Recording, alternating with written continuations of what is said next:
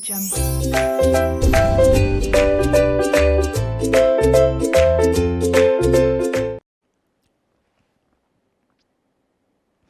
so very good afternoon to all my dear friends. I think everything is perfect now. I'm audible as well as visible. कुछ भी नया शुरू करने के पहले I want to revise whatever I have done till now and then we will start with the new topic. सबसे पहले दिन मैंने आपको बताया था सेक्शन नंबर 1 जो है हर एक्ट का बात करता है relating to the applicability of the act. Indian contract act is also no exception. तो इंडियन कॉन्ट्रैक्ट एक्ट का भी सेक्शन नंबर 1 जो है वो बात करता है एप्लीकेबिलिटी ऑफ द एक्ट के बारे में. क्या आप लोग मुझे बता सकते हो इंडियन कॉन्ट्रैक्ट एक्ट की ज्योग्राफिकल एप्लीकेबिलिटी क्या है?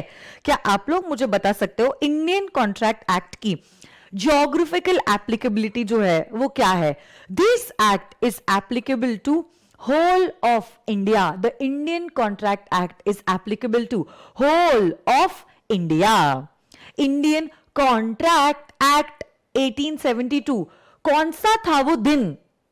कौन सा था वो दिन जिस दिन ये एक्ट इन्फोर्स हुई है? So you all know the exact date and that is the 1st of September 1872. 1st September 1872 से ये एक्ट जो है ये एप्लीकेबल होना शुरू हो गई. Along with that, we also learned about the definition of the word contract. तो आप लोग जानते हो contract की डेफिनेशन दो हिस्सों में हम डिवाइड कर सकते हैं. An agreement enforceable by law is a contract. An agreement enforceable by law is a contract. क्या आप मुझे वो एग्जैक्ट सेक्शन नंबर बता सकते हो along with the clause जहां पे हमने contract इस शब्द को डिफाइन किया है? So yes, contract is defined under section number 2 clause H. और यही शब्द जो है उसकी डेफिनेशन कहती है an agreement enforceable by law is known as a contract. What do you mean by an agreement? जब कभी भी कोई पर्सन एक ऑफर देता है और उसी को जब एक्सेप्टेंस मिलता है, जब कभी भी कोई पर्सन कोई ऑफर देता है और उसी ऑफर को मिल जाता है एक्सेप्टेंस, ऑफर को एक्सेप्टेंस मिल गया मतलब basically they have agreed upon a particular thing और इसी को कहते हैं एज एन अग्रीमेंट. यही अग्रीमेंट जब कभी भी लीगल ऑब्लिगेशंस क्रिएट करता है, so basically whenever it is enforceable by law, this agreement will be known as a contract. And you know, the wider term is an agreement whereas the narrower term is a contract. हर वो कोई contract में agreement तो होगा ही but her agreement contract नहीं बनता है. हर contract में agreement तो होता ही है. इनफैक्ट डेफिनेशन ही कहती है agreement enforceable by law is known as a contract. But let me tell you every agreement may not be a contract. हो सकता है आपकी अग्रीमेंट सोशल नेचर की है, डोमेस्टिक नेचर की है, ऐसे समय पे आपका अग्रीमेंट ही रह जाता है and it can not get converted into a contract. So which is the wider term? Agreement is a wider term as compared to a contract. उसके साथ साथ हमने अग्रीमेंट और कॉन्ट्रैक्ट का डिफरेंशिएशन भी देखा था. बहुत सारे स्टूडेंट्स ने मुझे इंस्टाग्राम पे अपने होमवर्क के फोटोज भेजे थे एंड आई थिंक काफी सारे बच्चों के अराउंड 450 स्टूडेंट्स के मैसेजेस का मैं रिप्लाई कर पाई but my Instagram was flooded with your messages. So I am really very sorry अगर मैं आपका मैसेज नहीं देख पाई. I'll just make it sure कि एक दो दिनों में I'll just check your answers and I'll reply to the messages that you have sent to me. Okay? साथ साथ में हमने ये भी चीज देखी थी. क्या चीज हमने देखी थी? कोई भी कॉन्ट्रैक्ट बनने के लिए कुछ चीजें का होना बहुत ज्यादा जरूरी होता है. कुछ बेसिक चीजें का होना बहुत ज्यादा जरूरी होता है. कौन सी है ये बेसिक चीजें? इसमें से हमने 5 पॉइंट्स देखे थे. सबसे पहला पॉइंट जो है वो बात करता है, क्या कहता है कि कोई भी कॉन्ट्रैक्ट बनने के लिए आपको लगता है कम से कम 2 पार्टीज. ओके, एक होता है जो ऑफर देता है और दूसरा वो होता है जो इस ऑफर को एक्सेप्ट करता है. So one person can not enter into a contract with himself. जब कभी भी आपको कोई भी कॉन्ट्रैक्ट एंटर करना होता आपको लगेगा कम से कम 2 पार्टीज. यही दो पार्टीज का इंटेंशन होना चाहिए to create a legal obligation. क्या आप लोग मुझे वो केस लॉ का नाम बता सकते हो जो मैंने पॉइंट नंबर 2 के लिए किया था? मैंने आपको बताया था वो हस्बैंड और वाइफ का एक केस था, क्या तुम्हें याद है? क्या आप लोग मुझे बता सकते हो what is the name of that case law जहां पे हस्बैंड और वाइफ के बीच में अगर कुछ ऑफर और एक्सेप्टेंस होता है, that only remains as an agreement, it does not get converted into a contract, और इसी केस लॉ का नाम है, come on tell me guys. Yes, very good. तो हर्षा ने सबसे पहले मुझे सही जवाब दिया है। हर्षा के बाद है Mala, Vaishnavi, Munaf and Aditya, Yash, very good. The name of the case law is Balfour versus Balfour. Awadh and Sapna, देखो सिर्फ बैल्फर आपको नहीं लिखना है, आपको पूरे केस लॉ का नाम लिखना है। Okay, so whenever you cite the name of a case law, you write it as Balfour versus Balfour. Okay, so the name of the case law is Balfour versus Balfour. साथ साथ में तीसरी requirement जो थी वो कहती थी कि कोई भी कॉन्ट्रैक्ट में अगर कुछ टेक्निकल रिक्वायरमेंट्स का होना जरूरी है, जब तक आप ये टेक्निकल रिक्वायरमेंट्स को पूरा नहीं करते हो आपका कॉन्ट्रैक्ट वैलिड नहीं एंटर हो सकता है। जैसे कि कोई इंश्योरेंस कॉन्ट्रैक्ट है, life insurance contracts are usually made in writing. अब उस केस में माय डियर फ्रेंड्स ऐसे कॉन्ट्रैक्ट्स तभी वैलिड होते हैं जब आपने राइटिंग में लिखा है, उसको साइन किया है। तो अगर आपका कॉन्ट्रैक्ट ऐसे टाइप का है जिसमें कुछ टेक्निकल रिक्वायरमेंट्स का होना जरूरी है, जब तक आप ये टेक्निकल रिक्वायरमेंट्स पूरे नहीं करते आपका कॉन्ट्रैक्ट वैलिड नहीं हो सकता है। Certainty of meaning, obviously the terms of the contract should not be vague, they should be certain, and lastly there should be a possibility of the contract to be performed. Okay, तो अगर मैं कहती हूँ I will give you 5 lakh rupees if you make this dead person live, क्या ये contract को perform करना possible है? ना। और अगर ये कॉन्ट्रैक्ट को परफॉर्म करना पॉसिबल नहीं है, this contract can not be considered as a valid contract in the eyes of law. Okay,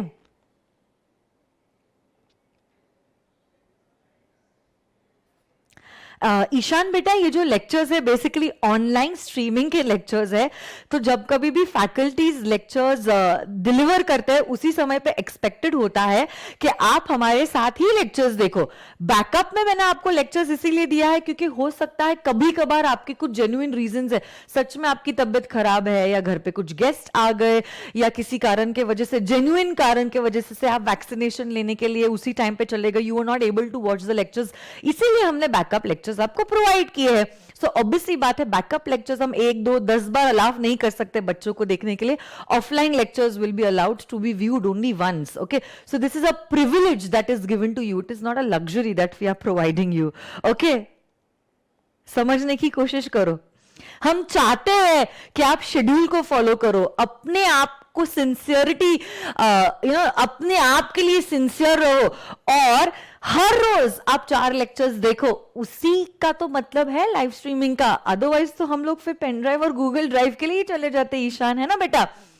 तो अंडरस्टैंड, ट्राई टू अंडरस्टैंड, क्योंकि आप लोग वो सिंसियरिटी नहीं बता रहे हो। We have to put these terms and conditions ताकि एटलीस्ट वो प्रेशर में आके आप लेक्चर्स देखो, है ना? तो चलो आ जाइए, कम ऑन।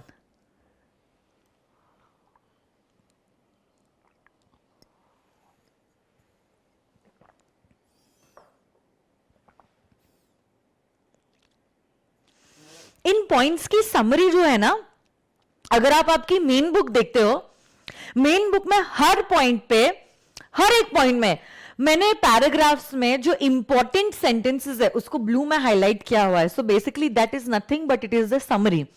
और अगर आप सिर्फ समरी चाहते हो तो मैंने आप लोगों को चार्ट बुक भी प्रोवाइड की है, आप वो भी देख सकते हो। ठीक है, बैकअप लेक्चर्स बेटा एप्लीकेशन में ही है ना। Slow mode is for 30 seconds, उतना तो मुझे रखना ही पड़ेगा, उससे कम मैं स्लो मोड नहीं रख सकती हूँ, अदरवाइज बहुत ज्यादा केओस हो जाएगा। डिसिप्लिन मेंटेन करना जरूरी है ना?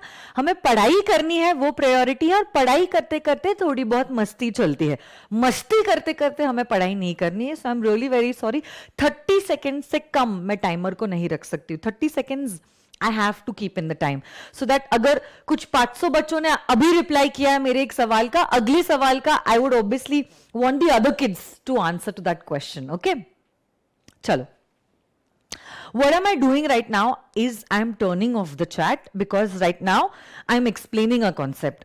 Once I'm done with the explanation part, we can go for the question and answer, and that time you can ask me your doubts. Okay? तो किसी ने पूछा है doubts कहाँ पूछने, बेटा यहीं पे आपको पूछना है, ये live classes है, so you have to take the most advantage of these particular classes. मैं आप लोगों के लिए यहाँ पे आई हूँ, recorded lectures तो मैं इतने सालों से दे ही रही हूँ बच्चों को, so basically I have come only for y'all. तो अगर आपको कुछ doubt आता है, you can ask me after the class gets over. But orientation के class में मैंने आपको ये चीज कही थी जो मैं आज शायद रिपीट करना चाहती हूं, क्योंकि हो सकता है कुछ बच्चों ने वो क्लास मिस की होगी. अगर आपको टॉपिक सिखाते सिखाते कुछ डाउट आ भी रहा है, प्लीज उस डाउट को अपने पास ही रखिए. Let the concept get over. I am 100% sure कि मेजॉरिटी बच्चों का डाउट कॉन्सेप्ट खत्म होते ही उनका डाउट भी खत्म हो जाएगा. बट फिर भी आपको लगता है कि आपका डाउट कुछ अनोखा सा ही है और ऐसा कुछ डाउट है जो मैंने नहीं केटर किया है, then after the concept gets over, okay, that time you can ask me your doubts. बीच में जब मैं सिखा रही हूं, I would request every one of you all to please not interrupt because it disturbs the momentum of the class, है ना. चलो आ जाइए. जैसे मैंने आपको पहले भी कहा था, I am a very strict teacher, okay. तो you have to follow the rules. अगर आपने रूल्स ब्रेक किए तो फिर आपको पनिशमेंट मिलेगी, ठीक है. आ जाइए. So we are starting today with a very important concept, and that is section number 10 of the Indian Contract Act, which is relating to the essential elements of a valid contract. Neha Kumari वो कह रही है, ma'am 2 parties वाले point को please example के साथ समझा दो. Neha, I think you were absent for Friday's session. मैंने इस पॉइंट को काफी डिटेल में समझाया है अलोंग विद एग्जाम्पल्स. तो Neha, I would request YouTube पे जो मैंने फ्राइडे के दिन लेक्चर लिया था उसको आप जरूर देखिएगा. आपका ये जो क्वेश्चन है वो ऑटोमेटिकली सॉल्व हो जाएगा, because basically it is not even a doubt. You are telling me to explain the concept once again, which is not possible. So you can watch that lecture. It is available on YouTube, lecture number 4, okay, of the live streaming batch. I'm 100% sure you'll get the answer to what you have asked me, okay. In fact, मैंने कुछ 8 से 9 minute के ऊपर discuss की थी relating to 2 parties, जहां पे मैंने बताया था a contract can be entered between 2 natural persons, artificial person, natural and an artificial person, and वगैरह वगैरह. So you will get the answer to whatever you have asked. And please Neha, don't miss lectures. ऐसा नहीं चलेगा बेटा, है ना. अच्छे बच्चे हो ना आप, अच्छे से हर रोज आपको क्लासेस देखनी है और मिस नहीं करना है. और कोई जेन्युइन कारण से मिस हो भी गया है तो अपलोडेड लेक्चर देखना है और अगले दिन के लिए रेडी रहना है, ठीक है.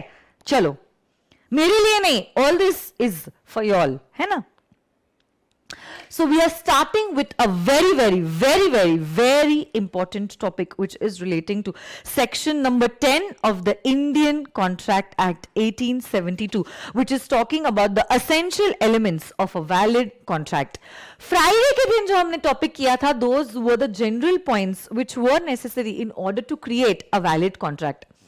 आज हम एक्चुअली सेक्शन नंबर 10 से शुरुआत कर रहे हैं. तो देखो, सेक्शन नंबर 10 का पहला पॉइंट कहता है कोई भी कॉन्ट्रैक्ट होने के लिए होना चाहिए एक अग्रीमेंट. इनफैक्ट हम लोग तो पहले दिन से ही देख रहे हैं, a contract is what is a contract. A contract is nothing but it is an agreement enforceable by law. It is an agreement enforceable by law. It is an agreement enforceable by law. तो contract होने के लिए सबसे पहली बात तो agreement का होना जरूरी है. And what do you mean by an agreement? An agreement means an offer and an acceptance. तो offer and acceptance makes an agreement. Offer and an acceptance makes an agreement. तो अगर आप चाहते हो कि कोई भी contract बने, first thing that is necessary is that there should be an offer. The person who is making the offer is known as the offeror, और जिसको ये offer दिया जा रहा है उसे कहते हैं as the offeree. And once the offeree accepts the offer, he would be regarded as the acceptor. और जैसे ही एक्सेप्टेंस हो जाता है, my dear friends, this becomes an agreement. तो कोई भी कॉन्ट्रैक्ट होने के लिए सबसे पहली चीज that is required is an agreement, that is an offer and N acceptance would be required. Okay, और आप जानते हो यही agreement should be enforceable by law. Only if it is enforceable by law, the agreement will turn into a contract. Otherwise, it will remain to be an agreement. Getting this or no, my dear friends? Bolo. Yes or no, guys? I think you should not be having any doubt in point number 1. Still, if you have your doubts, please ask me, and then we will move to a very important point relating to free consent. अगर किसी का doubt है please पूछिए, otherwise I will move ahead.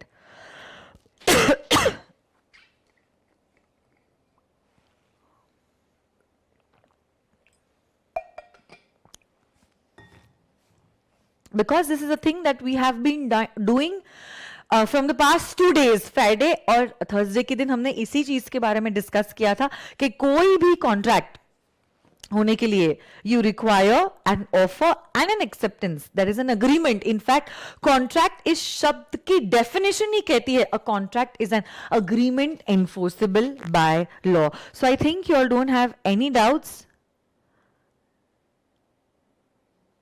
So we will move on to a very important topic, and that is relating to free consent.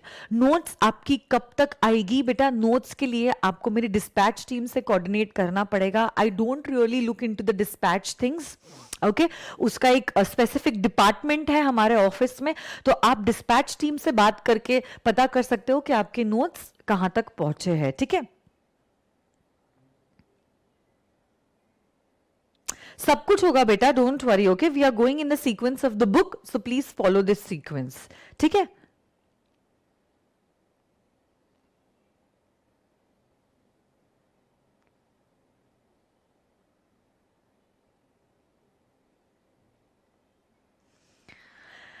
Ishan, this is the 5th lecture of our class. So basically we are done with 4 classes, but 4 classes में से the first class was our orientation class, जहाँ पे I just gave a brief introduction about who I am and how is my approach going to be for the class, और मैं कौन सी books provide करती हूँ और वो सारी चीजें हुई थी. So basically learning wise you have missed 3 sessions. ठीक है Ishan? And everything is available on our YouTube channel. तो वो आप आज के दिन कंप्लीट कर सकते हो, because my lectures are just for an hour. तो आप 4 घंटों में ये कंप्लीट कर सकते हो, and then you can cope up with the class, you will be with the class. Yash, अभी तक बैकअप लेक्चर्स अवेलेबल नहीं है because this is the first day wherein we are taking the class on the application. अभी तक classes जो थे they were being conducted on YouTube, and YouTube is freely accessible by everyone, and that is why there is nothing on the backup section. But from today evening you will be seeing that the backup lectures are being uploaded, है ना? चलो. Point number 2, which is a very important point. So you know the rules of my class. You have to sit straight on your study table, your eyes and ears open. What is this point number 2 talking about? Point number 2 कहता है कि कोई भी contract valid होने के लिए you require a free consent of the parties. What do you mean by free consent? पहली बात तो what do you mean by the word consent? Consent इस शब्द का मतलब होता है मंजूरी. कंसेंट इस शब्द का मतलब होता है मंजूरी. तो पहली बात तो we want the consent of the parties, but consent के साथ साथ हम ये भी कह रहे हैं we also want the free consent from the parties. तो सिर्फ कंसेंट नहीं चाहिए, सिर्फ मंजूरी नहीं चाहिए, आपका जो कंसेंट है वो फ्री होना भी जरूरी है. आपका जो कंसेंट है वो फ्री होना भी जरूरी है. When will it be said that your consent is free? तो एक्ट कहती है माना जाएगा आपका कंसेंट फ्री है if it is not caused bye, I don't know सारी चीजें क्यों हाईलाइट हो जा रही है.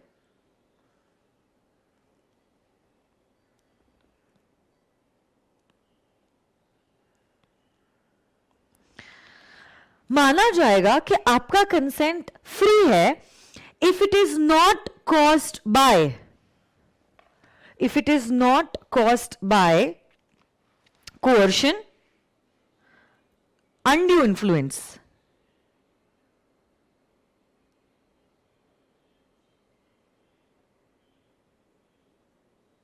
fraud, and misrepresentation. Consent is going to be considered as free if it is not caused by coercion, undue influence, fraud, misrepresentation, and mistake. Now, what do you mean by these words? ये हर एक word जो है इनको समझाने के लिए मैं काफी सारा समय लेने वाली हूं. इनफैक्ट आज का पूरा दिन इन 4-5 शब्दों के पीछे ही जाने वाला है. एक एक शब्द को समझाने के लिए मैं 10 से 15 मिनट देने वाली हूं. तो आई नो आप लोग सोच रहे होगे कि क्या ये वर्ड्स हमने पहली बार सुने हैं. Don't worry, you will be familiar to all these words. मुझ पे भरोसा रखिए, है ना. देखो, consent is not caused by, सिर्फ मेरे साथ ये शब्दों को बोलने की कोशिश करो, फिर मैं आपको समझाऊंगी. And then we will see the examples. So everything will happen. Just wait. There's the perfect moment for it.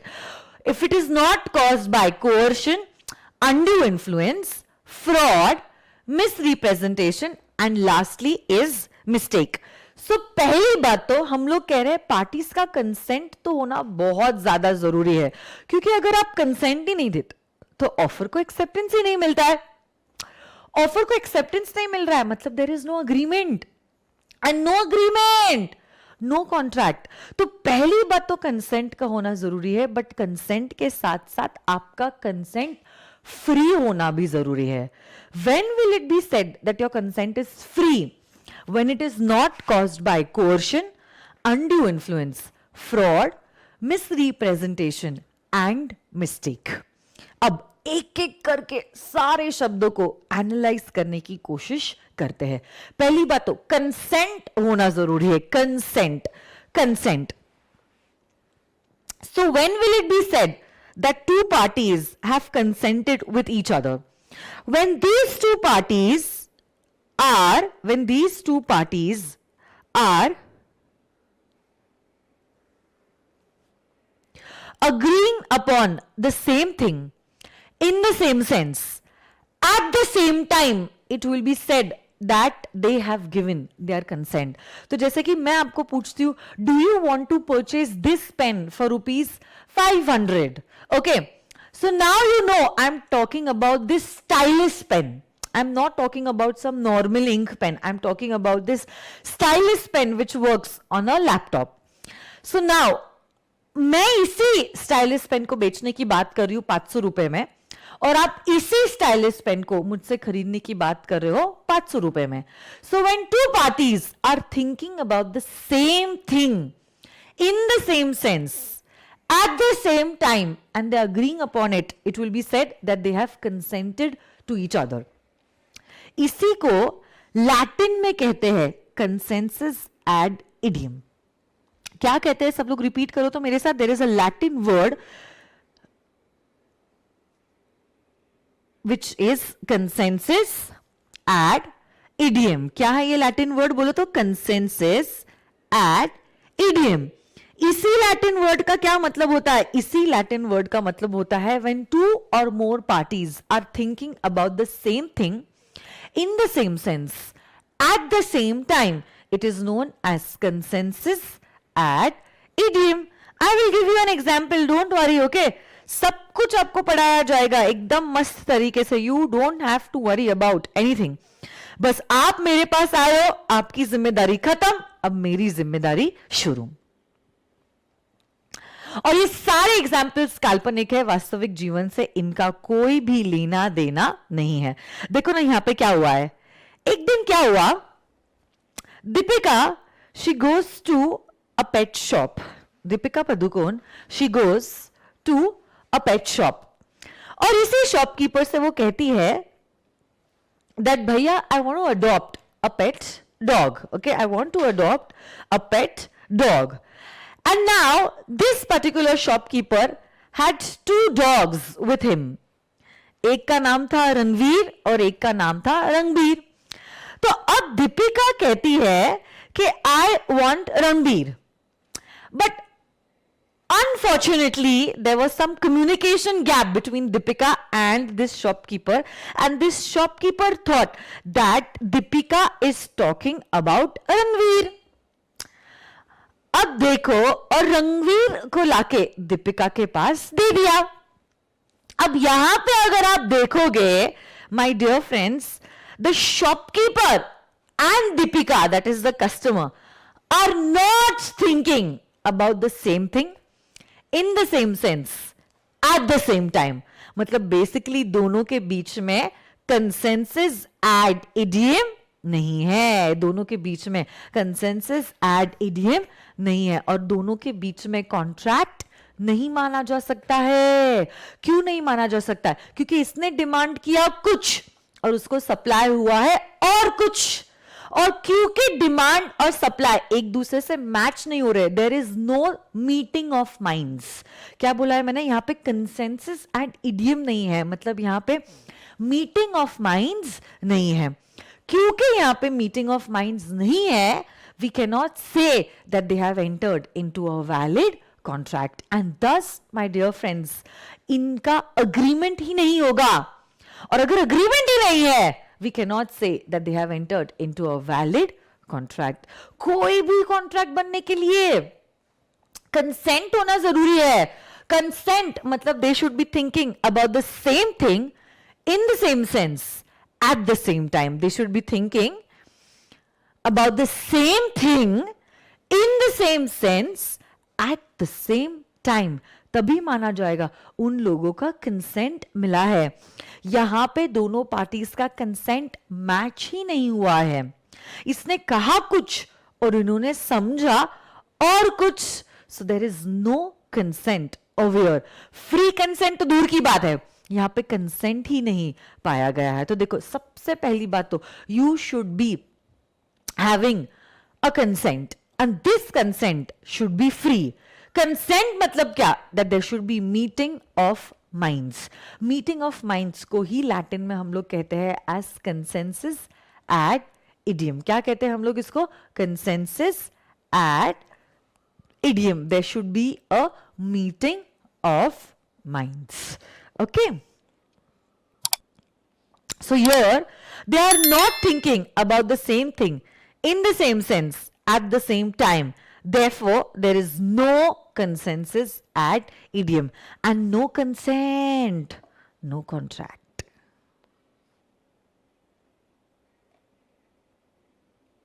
Okay? तो देखो क्या कहता है ये sentence. 2 or more persons are said to consent when they agree upon the same thing in the same sense.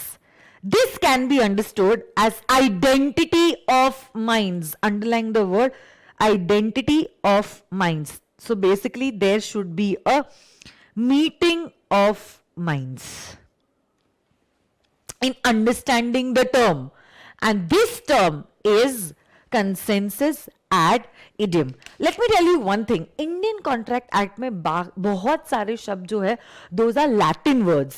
तो ये जो शब्द है ना consensus ad idiom, even this is a Latin word. It is not an English word, okay? And इसी शब्द का मतलब होता है meeting of minds, thinking about the same thing in the same sense at the same time. You all know English is a very funny language, okay? शब्द बहुत कम है इस language में. And that was the reason why when we drafted this law in English, we had to borrow words from different languages. So यहीं पे इसका classic example है consensus ad idiom. It means thinking about the same thing in the same sense at the same time. है ना? In fact, आप तो बहुत सारे जगहों पे देखने वाले हो that in many places we have borrowed Latin words. तो आप ये लैटिन वर्ड सीखने वाले हो along with the Indian Contract Act 1872. ठीक है? I hope you understood the meaning of consensus ad idiom. मैं क्या चाहती हूं, आप आपके नोटबुक्स पे आइए और नोटबुक्स के लास्ट पेज पे, हाँ लास्ट पेज पे आप लिखो लैटिन वर्ड एंड मीनिंग. क्या लिखोगे आप? ऐसे आपके लास्ट पेज को आपके नोटबुक्स के, so I am assuming till now everyone has the separate notebook for law. Okay,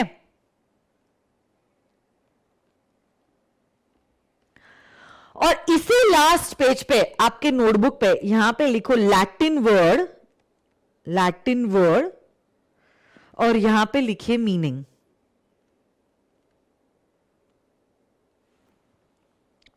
so Latin word,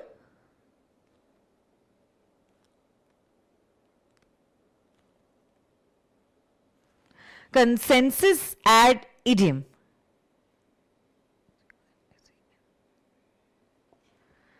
और इसी का मीनिंग है मीटिंग ऑफ माइंड्स, मतलब thinking about the same thing in the same sense at the same time.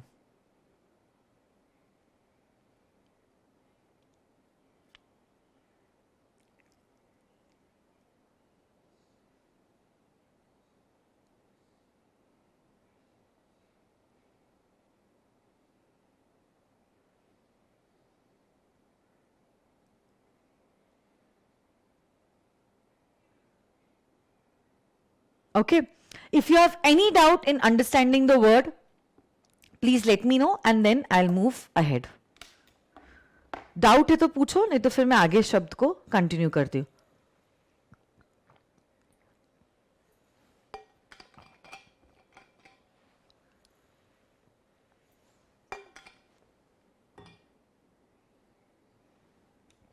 Okay, I'll not highlight the words with green. Fine. क्या है बेटा, मैंने dictate किया है ना, लैटिन वर्ड लिखना है और उसका मीनिंग लिखना है. So Latin word is consensus ad idiom and meaning is meeting of minds, so thinking about the same thing in the same sense at the same time.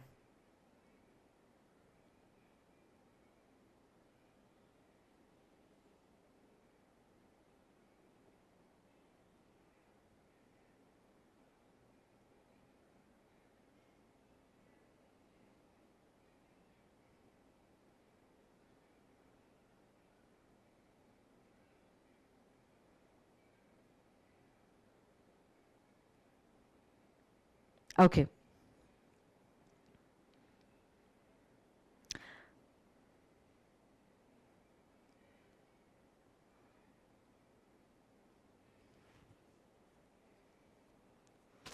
Chalo, I think everything is clear.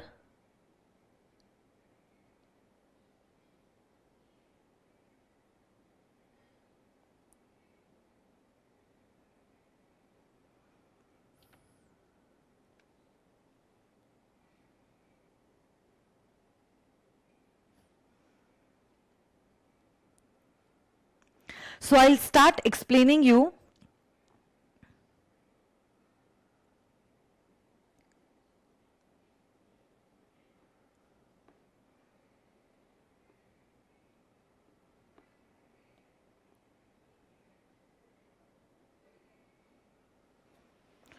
every word now. Okay, I'll just remove this because you all are not able to see what I have written.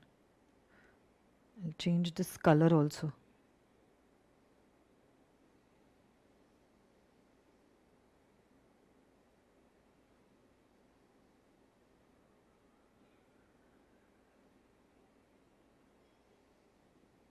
चलो, फिर भी green ही है क्या? Okay. So देखो, पहली बात तो there should be meeting of mind, so you should be thinking about the same thing in the same sense at the same time. Along with that, we have also said that this particular meeting of minds should be free. तो आपका consent free होना भी जरूरी है. Free कब होगा? When it is not caused by coercion, undue influence, fraud, misrepresentation and mistake. Okay, so सबसे पहला point है that the consent should not have been caused by coercion. Now, what do you mean by the word coercion? Physically, अगर आप किसी को threaten करते हो हाँ बोलने के लिए, तो ये जो उसने हाँ बोला है, मतलब ये जो उसने consent दिया है, माना जाएगा that this consent has been caused by coercion. Okay, so whenever you threaten someone, physically किसी को प्रेशराइज करते हो हाँ बोलने के लिए, और वो प्रेशर में आके बंदा हाँ कह देता है, तो उसने कंसेंट तो दिया है, बट समझने की कोशिश करो उसका कंसेंट फ्री नहीं है. तो जैसे कि से फॉर एग्जाम्पल देखो यहां पे क्या हुआ है, से नाना पाटेकर ने गन पॉइंट पे आरके को थ्रेटन किया कि तुम मुझे 20 लाख का लोन दो, एंड वो भी विदाउट आस्किंग फॉर इंटरेस्ट. अगर तुमने ये पैसे नहीं दिए ना मुझे, I will shoot you, I will kill you. तब ऑब्वियस सी बात है आरके के लिए 20 लाख से ज्यादा अपनी लाइफ है, तो उसने तुरंत 20 लाख रुपए दे दिए without even charging for an interest and without expecting that anything will be returned to him again. अब देखो यहां पे क्या हुआ है, यहां पे आरके ने अपना कंसेंट दिया है, यहां पे आरके ने अपना कंसेंट दिया है, बट उसका कंसेंट फ्री नहीं है. उन्होंने प्रेशर में आके हां कहा है. Means his consent was caused by coercion.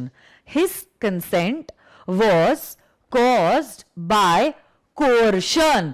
Coercion मतलब physically आप threaten कर रहे हो किसी को और उसको मजबूर कर रहे हो हाँ कहने के लिए, then that is known as coercion. Then that is known as coercion. तब उस केस में whenever you threaten somebody, whenever you threaten somebody, okay, to say yes, वो बंदा प्रेशर में आके हाँ तो बोल देता है, but his consent cannot be regarded as free. It will be said that his consent was obtained by coercion. It was obtained by what? Come on, tell with me. It was obtained by coercion. अगर किसी ने हाँ कहा है, okay, under coercion, it will be said that this contract is not a valid contract. Such a contract cannot be considered as a valid contract. Okay.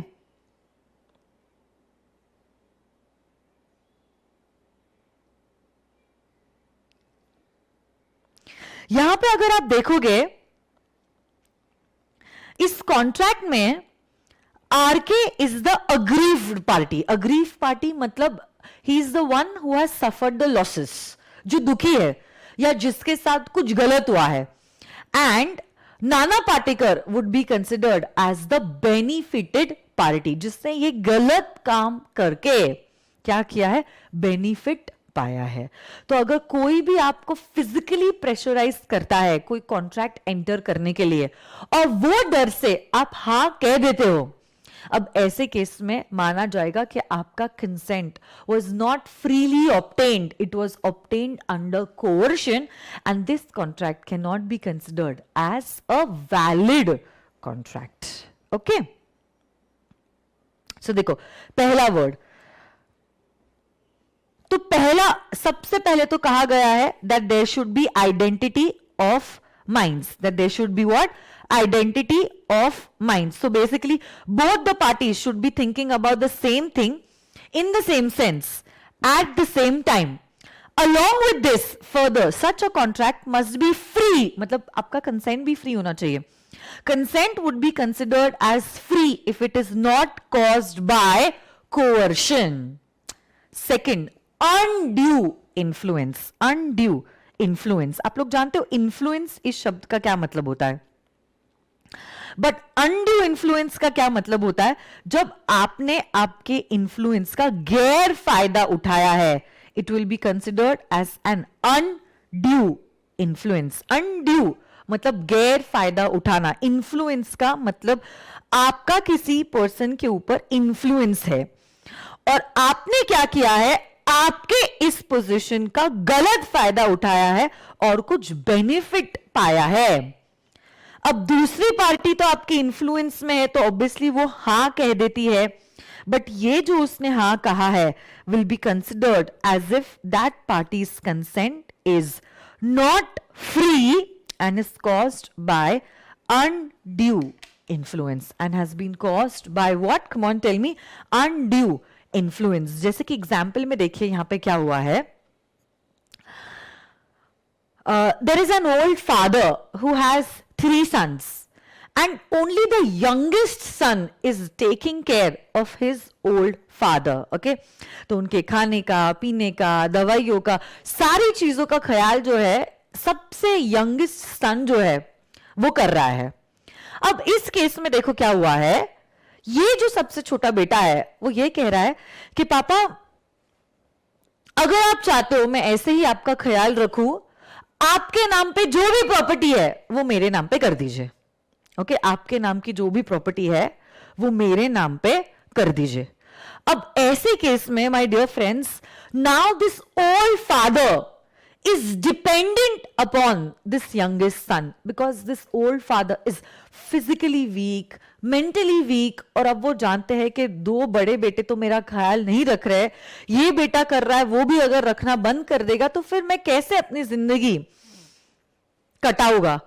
अब उस केस में उस प्रेशर में आके देखो, यहां पे फिजिकली कोई भी किसी को प्रेशराइज नहीं कर रहा है, बट नाउ मेंटली मतलब फादर जो है वो प्रेशर में आते हैं of his youngest son, and then in that pressure कि अगर मैंने पेपर साइन नहीं किया ये बेटा मुझे घर से बाहर निकाल देगा और फिर मैं लाचार हो जाऊंगा, बेचारा हो जाऊंगा, मैं क्या करूंगा। तब उस केस में उस मेंटल प्रेशर में आके ये पिताजी जो है, बूढ़े कमजोर पिताजी, पेपर्स जो है साइन कर लेते हैं और सारी प्रॉपर्टी जो है इस बेटे के नाम पे कर लेते हैं। अब यहां पे इस कॉन्ट्रैक्ट के लिए old father has given his consent, old father has given his consent, but now his consent is not free, it has been caused under undue influence.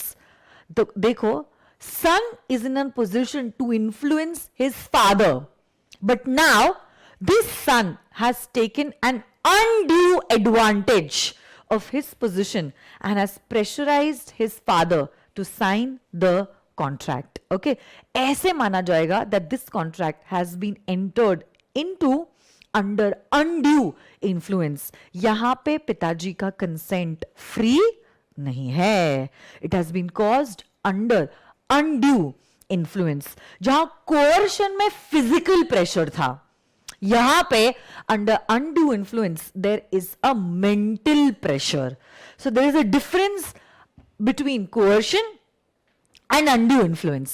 Undue influence के बहुत सारे एग्जाम्पल्स हो सकते हैं, जैसे कि say for example a master and his servant, और a doctor and his patient, और a lawyer and his client, और say a teacher and teacher की स्टूडेंट। तो से फॉर एग्जाम्पल कोई टीचर कहती है, स्कूल की टीचर कहती है कि बेटा स्टूडेंट को कहती है कि बेटा वो जो लाल कार में आप आए थे ना, वो कार आप मुझे गिफ्ट कर दो तो मैं आपको ए ग्रेड से पास करवा दूंगी। अगर आपने वो कार नहीं दी ना तो मैं आपको एफ फेल करवा दूंगी। तब ऐसे केस में now that student is under that pressure to give that car to the ma'am.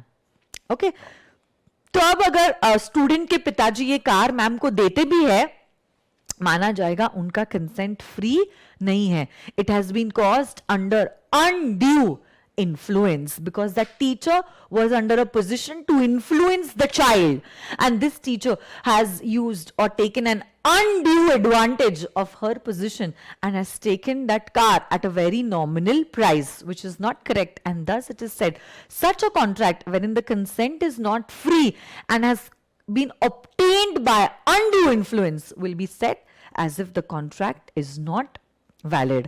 अब देखो एक चीज मैं आपको बताना चाहती हूं, अगर मैं इन्फ्लुएंस की बात करती हूं, influence can only happen when there is some sort of relationship between the parties. तो टीचर और स्टूडेंट कुछ किस्म का रिलेशनशिप है, या master and servant, father and son, doctor and his patient, और lawyer and his client, some kind of relationship is existing between the parties, और उसी की तो वजह से one person is in a position to influence the other. But coercion में मुझे आपको बताना है कि coercion में it is not necessary that there is any kind of relationship between the parties. Coercion can also happen from a third party who has no relationship with the person जिसके ऊपर coercion exercise किया गया है. But undue influence में yes there is always some sort of relationship existing between the parties and one party is in an influencing position as compared to the other जिसका advantage उठाया जा रहा है.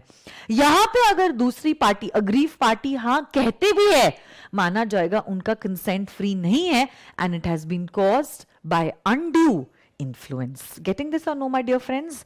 So yes, यहाँ पे physical pressure, यहाँ पे moral pressure. वहां पे relationship exist नहीं होती है, but undue influence में there is some kind of relationship existing between the two parties. Okay? So if you have any doubt relating to the meaning of these two words, you can ask me. Otherwise, I will move ahead. Please let me know if you have any doubt relating to these two words only. Okay, coercion and undue influence.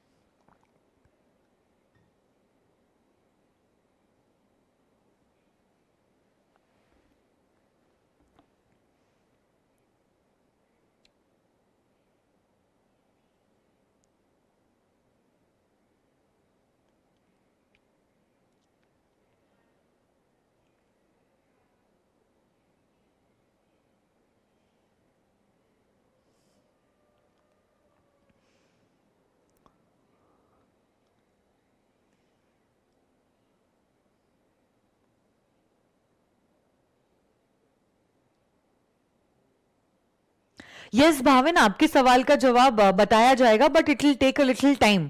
May be next week आपने जो सवाल पूछा है उसका जवाब मैं आपको बता दूंगी. ठीक है.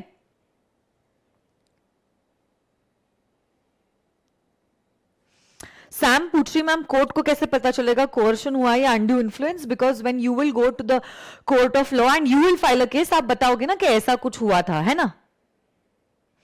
Yes, undue influence is something like emotional blackmailing. Yes, Nehal, Sejal.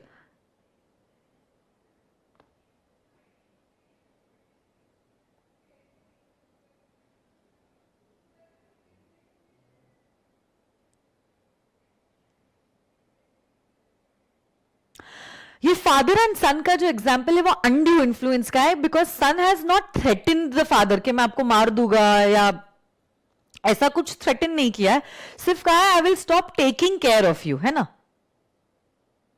Aggrieved party मतलब जिसके साथ गलत हुआ है, तो जैसे पहले वाले एग्जाम्पल में आरके के साथ गलत हुआ है, RK would be considered as the aggrieve party. यहां पे फादर के साथ गलत हुआ है, so father will be considered as the aggrieved party. Okay.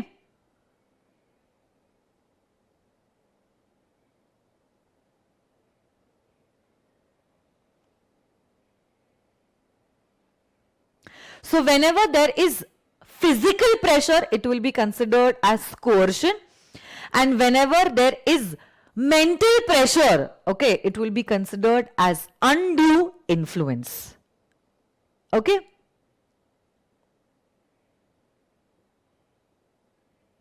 Yes, Harshita, consensus ad idiom means meeting of minds, which means thinking about the same thing in the same sense at the same time. Coercion में relationship होना जरूरी नहीं है, ओके, but undue influence में relationship होना जरूरी है. It's always there.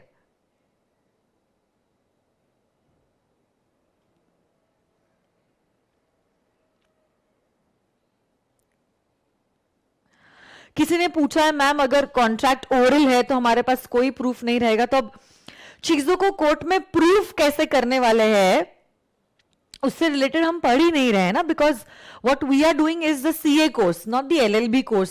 तो अब अगर आप कहोगे मैम इंडिया इतना बड़ा देश है, उसमें इतने सारे राज्य है, इन राज्यों में इतने सारे सिटीज है, इन सिटीज में न जाने कितनी सारी गलियां है, और इन गलियों में अगर किसी ने किसी के साथ कोअर्शन किया है या अनड्यू इन्फ्लुएंस किया है तो कोर्ट को पता कैसे चलेगा?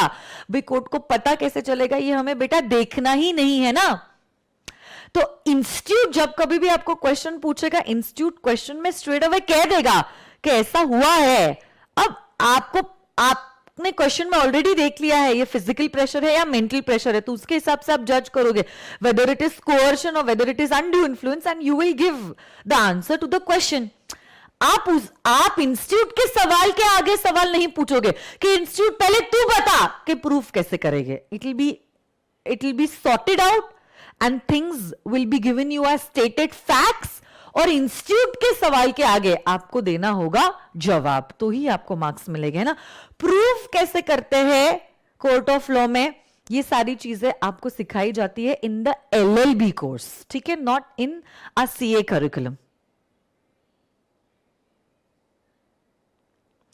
तो या तो कोर्शन हो रहा है आपके साथ या तो अनड्यू इन्फ्लुएंस हो रहा है आपके साथ, ठीक है, okay.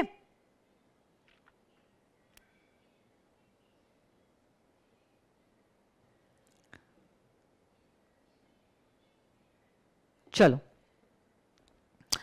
so I think you don't have any doubts relating to the topic. I don't want any of y'all to go off track, so I'm just turning off the chat. तो देखो, पहली बात तो कंसेंट का होना जरूरी है, और साथ साथ में आपका कंसेंट फ्री होना जरूरी है। फ्री तब होता है when it is not caused bye coercion, undue influence. अब आगे के दो शब्द मैं आपको एक ही एग्जाम्पल के तहत समझाने वाली हूं, and that is fraud and miss representation, okay.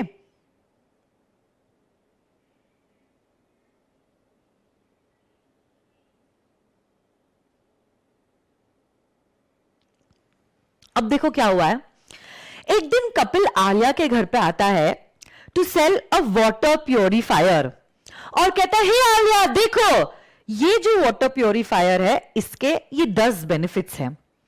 Alia gets impressed और वो कहती है वाओ, एक वाटर प्योरीफायर में इतने सारे benefits, I could have not asked for more, और तुरंत ही वो पैसे देती है और ये वाटर प्योरीफायर खरीद लेती है। जब वो एक्चुअली ये वाटर प्योरीफायर को यूज करना चालू करती है, उसे पता चलता है कि कपिल की कही हुई आधी से ज्यादा बातें तो झूठी है। इन 10 में से सिर्फ 4 ही बेनिफिट्स एक्चुअल में अवेलेबल है विद दिस वाटर प्योरीफायर। बहुत ही दुखी है, रो रही है, उन्होंने देखो ना रो रही है, कह रही धोखा हुआ है मेरे साथ।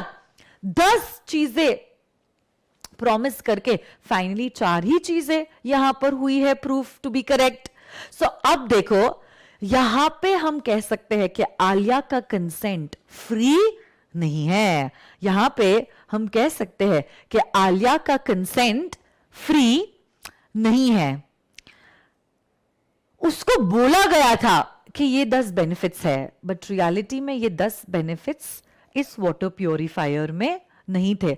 उसने हां इसीलिए कहा क्योंकि उसको लगा कि ये 10 चीजें है अवेलेबल, बट रियलिटी में अगर उसको पहले ही पता होता कि ये वाटर प्योरीफायर में ये 10 नहीं सिर्फ 4 ही चीजें होती है, तो शायद वो वाटर प्योरीफायर खरीदती नहीं। तो बेसिकली उसका कंसेंट जो है वो फ्री नहीं है। It has been caused either by fraud और मिसरिप्रेजेंटेशन। अब कब माना जाएगा कि फ्रॉड हुआ है और कब माना जाएगा कि मिस रिप्रेजेंटेशन है? कपिल ने जो भी 10 चीजें बोली है जिसमें से 6 चीजें गलत है, झूठी है, अगर उसको पता था कि वो झूठ बोल रहा है, so basically it was intentional. और इंटेंशनली जब आप मिसस्टेटमेंट्स देते हो it is considered as a fraud. But अगर आपने जो बातें कही है, जो झूठी बातें कही है, आपको नहीं पता था जो आप कह रहे हो वो झूठा है, आपको लगा जो कुछ भी कह रहे हो आप सच है और सच के अलावा कुछ नहीं है. Then if you have given these misstatements innocently, it will be considered as a misrepresentation. Then it will be considered as a misrepresentation. Basically my dear friends, जैसे कि हम कह सकते से Kapil was only a sales person. तो उसके जो sales head ने उसको बातें बोलने के लिए कही थी, वही बातें उसने आगे सारे प्रोस्पेक्टिव कस्टमर्स को बोली थी. उसको नहीं पता था ये बातें जो बोल रहा है वो झूठ है और सिर्फ 4 ही बातें सच है और 6 बातें झूठी है. उसने तो इनोसेंटली जो भी उसको बताया गया था वो उसने आलिया को बताया, तो उसको तो लगा जो भी कुछ कमिट किया जा रहा है वो सच है. तो अब ऐसे केस में इनोसेंटली जब आप मिसस्टेटमेंट करते हो, इट इज नोन एज मिसरीप्रेजेंटेशन. और जब आप जानबूझ के झूठ बोलते हो, जब आप जानबूझ के झूठ बोलते हो, it is known as a fraud. But पते की बात यह है, चाहे आपने जानबूझ के झूठ बोला है या इनोसेंटली झूठ बोला है, आपने झूठ तो बोला ही है. चाहे आपने जानबूझ के झूठ बोला है या इनोसेंटली झूठ बोला है, आपने झूठ तो बोला ही है. और क्योंकि आपने झूठ बोला है, my dear friends, it will be considered as if the consent of Alia is not free. क्योंकि अगर उसको सच पता होता तो शायद वो वाटर प्योरीफायर खरीदती ही नहीं. उसने तो सोचा कि 10 बातें हैं, बेनिफिट्स अवेलेबल है, and that is why she purchased it. Getting this और no my dear friends? So fraud या मिसरिप्रेजेंटेशन से जो ऑब्टेन किया गया है consent, that consent is not a free consent. That consent is not a free consent and would not be considered as valid contract in the eyes of law. याद रखना, fraud तब होता है जब आपने इंटेंशनली झूठ बोला है, और मिसस्टेटमेंट तब होता है जब आप इनोसेंटली झूठी बातें बोलते हो.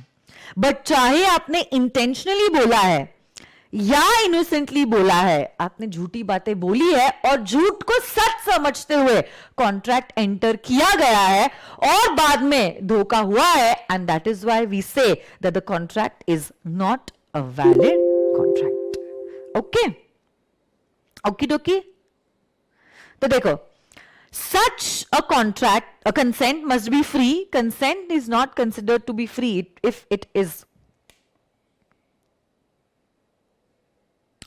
So consent would be considered as free if it is not caused by coercion, physical pressure, undue influence, mental pressure.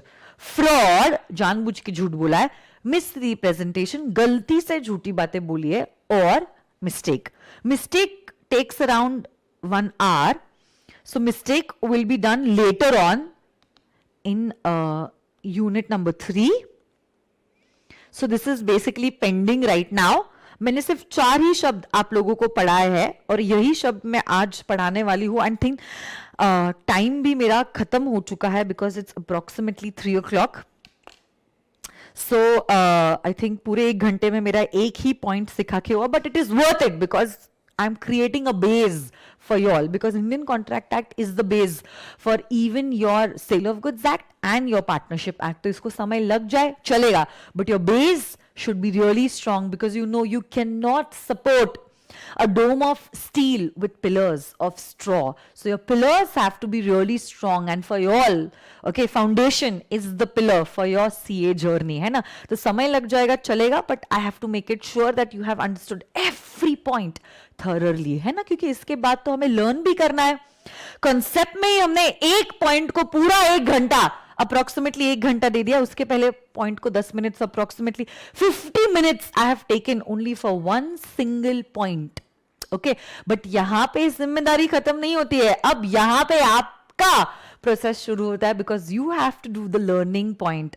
मेरे साइड पे explanation part will be done thoroughly with examples, sometimes even real life examples, sometimes even with videos, PPTs, and every possible thing will be done so that I can make this theory subject a practical one. but learning has to be done from your end. This I cannot do for you, for which I'm really very sorry, right guys? So yes, तो सुनो ना मेरी बात, एक बार मेरे साथ सब लोग रिवाइज करोगे and then I will call it an off for today.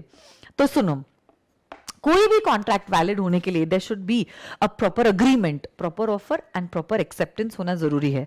Second point कहता है it shall also happen by taking the consent of the other party. Consent मतलब both the parties should think about the same thing in the same sense at the same time. सिर्फ consent ही नहीं, आपका consent जो है वो free होना भी जरूरी है. कब होगा आपका consent free? When it is not caused bye fraud, misrepresentation, undue influence and coercion. Getting this or no, my dear friends? If you have any doubts, you can ask me right now and the other students may leave. So thank you so much, my dear friends. See you all tomorrow. Bye bye. Okay, some quick things that I want to tell you all. Just wait for a minute. Your English lectures will start from Wednesday. So after the law class gets over, English will start. But this English lectures will be for the students who have joined recently. Okay, तो कुछ बच्चे हैं जिन्होंने शायद से chapter number 1, 2, 3 already complete कर दिया है इंग्लिश का. बाकी के जो बच्चे हैं जिनके इंग्लिश लेक्चर्स अभी भी शुरू नहीं हुए हैं, सो आई थिंक दोज आर दो स्टूडेंट्स जिन्होंने 1 तारीख के बैच से एडमिशन लेना चालू किया है. आपके इंग्लिश के एक भी लेक्चर्स नहीं हुए. आप लोगों के लिए इंग्लिश के लेक्चर्स शुरू होने वाले हैं परसों से, वेडनेसडे से. ठीक है, और पहले आप लोगों को चैप्टर नंबर 1, 2, 3 अलग से पढ़ाया जाएगा, तो आप लोगों का कुछ भी नुकसान नहीं हो रहा है. Don't worry. एंड वंस दोनों भी बैचेस आर एट पार, दोनों भी बैचेस के 3 चैप्टर्स हो जाते हैं, and then ma'am will be teaching your lecture number 4 together to all of you all, है ना. So don't worry, there is no loss that is happening to you all. सब कुछ perfectly planned है and it is going accordingly only. Okay, you only have to coordinate. ठीक है. Undue influence मतलब जब कभी भी मेंटली किसी को प्रेशराइज करके आप उसकी कंसेंट पाते हो, it is known as undue influence. ठीक है.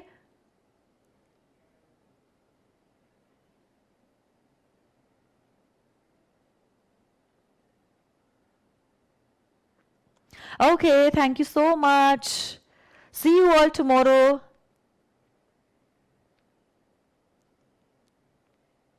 आइडेंटिटी इन माइंड्स मतलब जो भी आप सोच रहे हो वो सेम है, आइडेंटिकल है, ऐसा.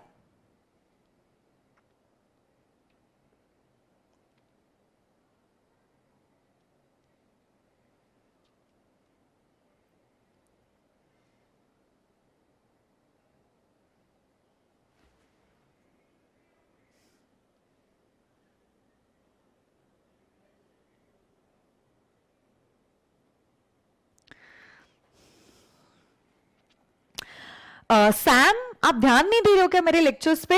मिस्टेक के बारे में देखो ना, मैंने यहां पे लिखा है I will teach you in unit number 3. ध्यान दो बेटा, इधर उधर भटकना नहीं है लेक्चर्स लेते लेते. ठीक है, अच्छे से शिद्दत से पढ़ाई करनी है आपको. English का time would be after law. So as soon as law class gets over, you will have a 15 minutes break, after which English lectures would start. Okay? So thank you all so much. See you all tomorrow. Bye bye.